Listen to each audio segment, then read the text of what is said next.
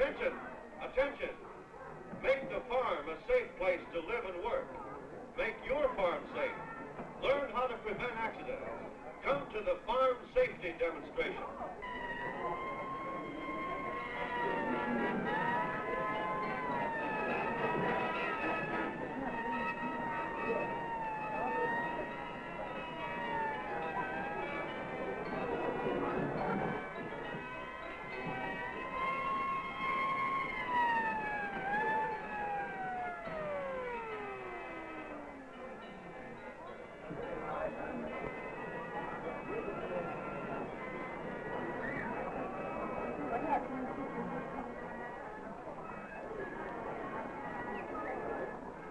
Hello, Betty. Hello, Mr. Adams.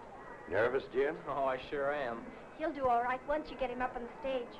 Why, sure he will. How's your mother, Jim? Oh, she's coming along. But it'll take several more operations before she's well. More operations, eh? Mm. That's tough, Jim. Support our Farm Safety Committee. Save lives, save property. Follow the fire engine. See the spectacular safety demonstration. Learn how to use petroleum products safely.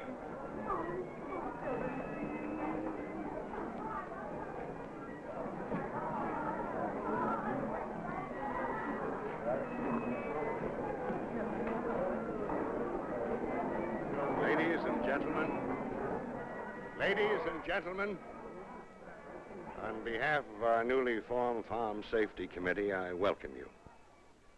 Tonight, we are having a demonstration of the safe use of petroleum products on the farm. The fire engine wasn't just a publicity stunt. We may need their protection in some of the experiments with flammable liquids that we'll perform tonight. Friends, the farmer, the rancher, and all the members of our farm and rural families have no greater friend than petroleum and its many products. We till the soil, plant our fields, harvest our crops from the power we get from petroleum products. Petroleum heats our homes, cooks our food, develops power for good soil conservation practices. It lubricates our tractors, cars, trucks, machinery. Yes, petroleum is our friend. But if we carelessly or misuse it, our friend. Using petroleum products safely is simply a matter of conscience. Yes, I know the sign is burning, and I'll tell you why.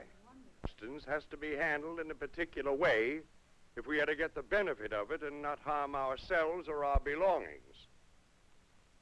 First, let's see how some petroleum products act. Let's take the most common one, gasoline, something we use every day.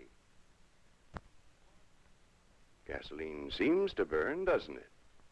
Nevertheless, gasoline itself does not burn. Watch this.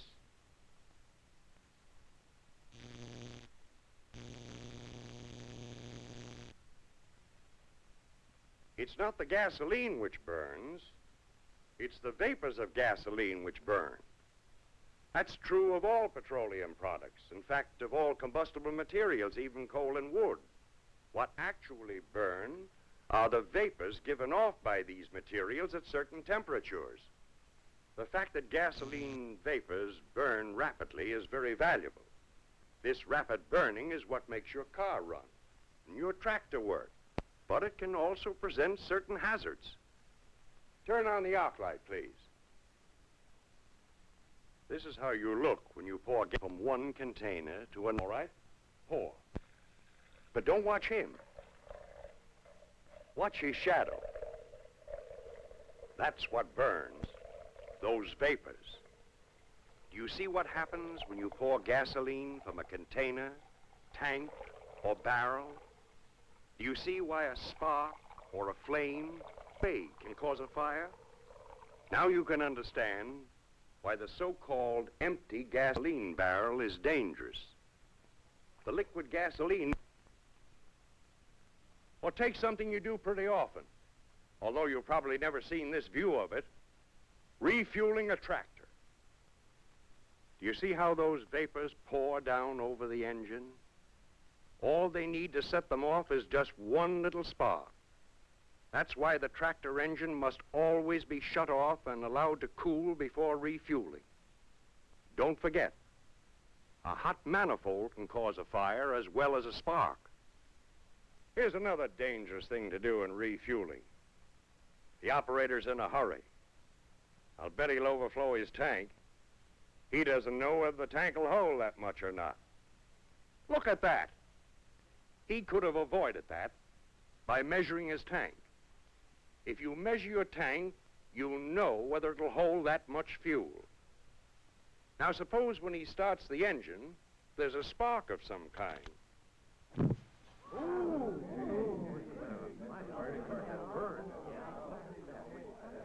Those boys are right on the job, aren't they?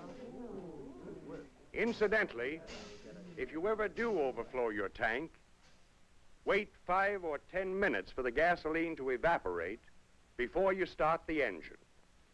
We've been talking about gasoline, but the same things apply to any petroleum product you use on the farm. Kerosene, fuel oil, tractor fuel, diesel fuel, propane, butane, heating fuels, cleaning fluids, even motor oil. When the vapors of any of these reach the right temperature, they will burn. So by using the right temperature in each case, we could repeat our experiments with any petroleum product. To put this whole matter in a nutshell, vapor plus air plus ignition temperature equals fire. These are 3 elements of fire. Whenever the right amount of vapor and air mix at ignition temperature, there will be a fire. We can hasten this mixture of vapor and air by breaking up a petroleum product into small particles. Then each tiny particle will vaporize rapidly. This is the injection pump used in a diesel engine. You can get something of the same effect in an undesirable way by throwing kerosene in a brush fire. The pump breaks the fuel into a fine spray. Air and vapor mix thoroughly and rapidly. You can see the result. Friends, I want you to think of your own farm. Think of how you and the members of your family are storing, handling, and using petroleum products. Are you storing gasoline safely, either in underground tanks like this, or in above-ground tanks, which are located a safe distance away from farm buildings? Different state codes require different distances from tank to nearest building. But National Fire Prevention Authorities say that a distance of at least 40 feet from the nearest structure of any kind is needed for safety. Do you keep gasoline and kerosene in approved containers? A red container for gasoline, clearly marked gasoline. A green container for kerosene, clearly marked with the word kerosene. And do both containers have spring covers so that the liquid will not spill or release vapors? Never smoke when you're near gasoline or tractor fuel. Remember those vapors. Don't use gasoline for cleaning clothes. Use a special cleaning fluid. And go outdoors to do your cleaning so that vapors cannot collect in dangerous amounts. Petroleum products are the basis of modern farming and modern farm life. When we use them correctly, and for the purpose for which they are made, the products of petroleum are our best and most valuable servants. But it is up to you. It's up to each of you individually to answer the question.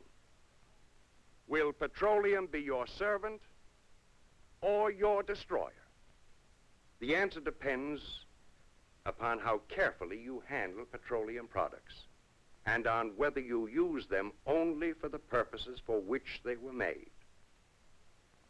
Do you know that in 1 year, 536 people were killed in fires that started because somebody threw kerosene or tractor fuel into a stove to get a fire going quickly?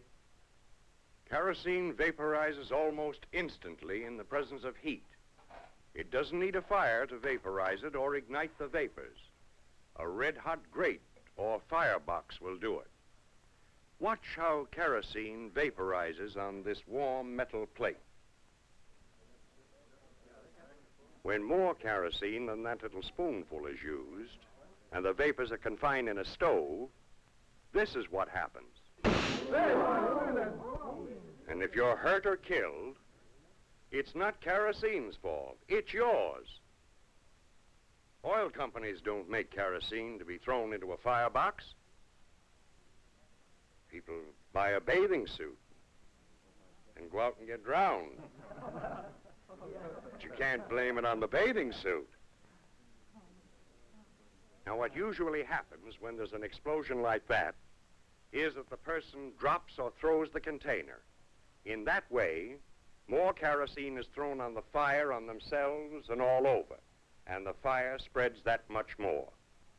Never use petroleum products for starting or bringing up fires. Friends, many of you know that it was a fire caused by the careless handling of kerosene which led to the organization of a farm safety committee in our community.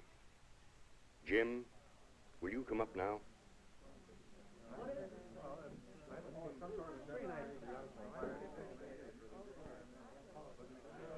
Ladies and gentlemen, permit me to introduce Jim Benson. It was at Jim's house the fire happened, which made us realize we must organize for safety.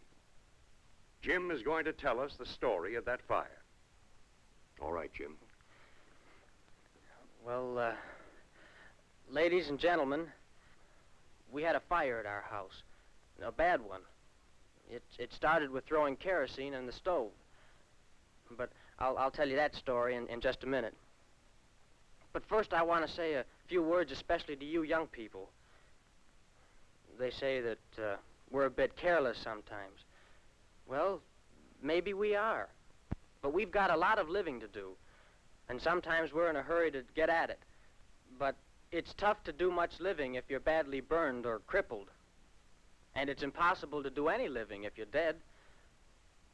Fellas and girls, young people ought to be the most careful people of all. Why? Well, because we've got the most to lose. We've got our whole lives ahead of us, and we've got the whole thing to enjoy. We want to make farming the best occupation in the whole world. And it can't be that until it's safe. Safe for you, safe for me, and safe for our families, and for the families we're going to have. Oh, and you older folks, I don't mean to leave you out or anything. We've all got to stick together. Well, it was 5 months ago yesterday that we had that fire. And Mom's still in and out of the hospital. It'll take lots and lots of operations before she's well again, too. I wasn't home when the fire started. I'd spent the night over at my uncle's. And the next morning, when I was on my way home, the fire engine came along. I guess Dad had made the fire in the morning as usual and went out to do his morning chores. The baby had been upset that morning.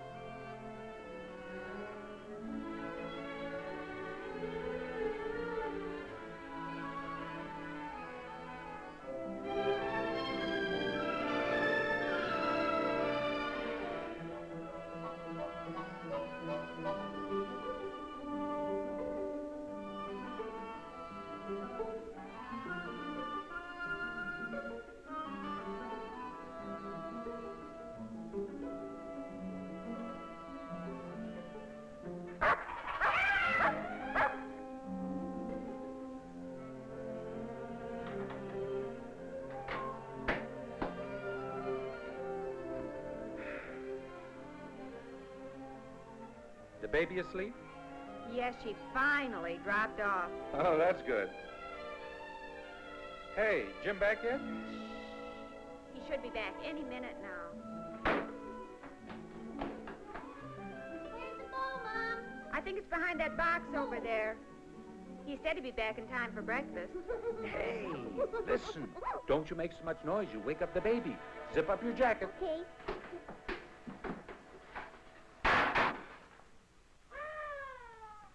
Oh. Oh, I suppose I'll have to go up. No, I'll go up and get the baby. You get breakfast started. I'll bring the fire up right away.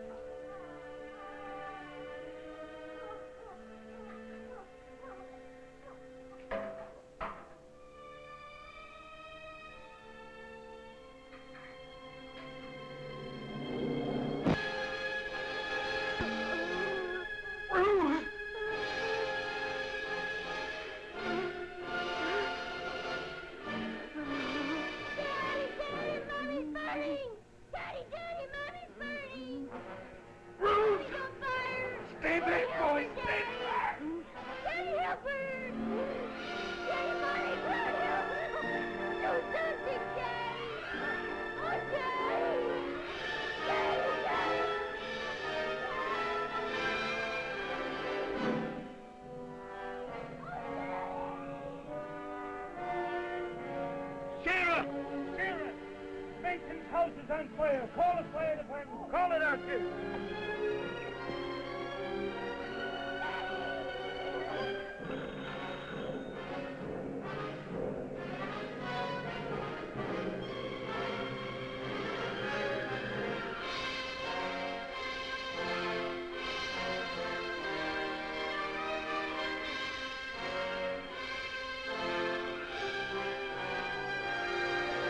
Hey! You can't go in there. I got a baby. The baby's up there.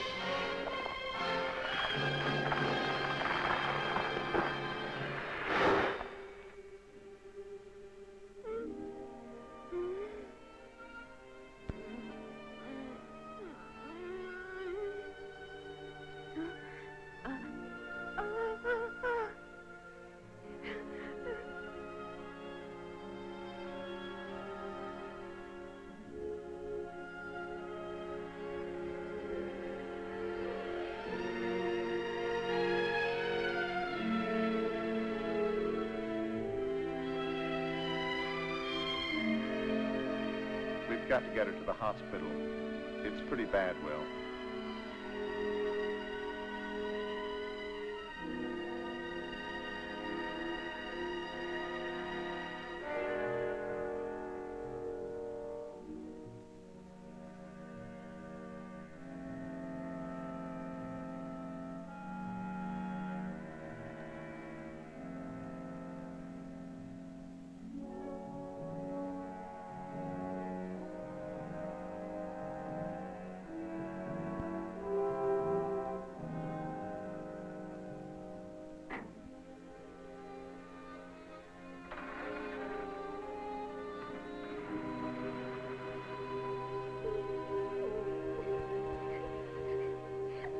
Mommy, Mommy, I want my Mommy!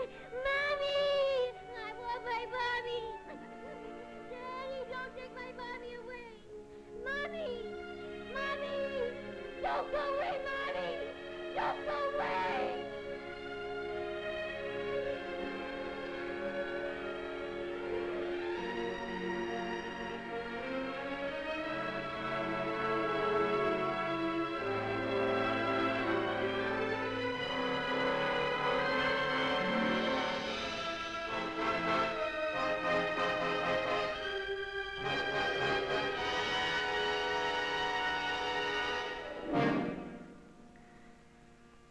I pray I'll never forget it.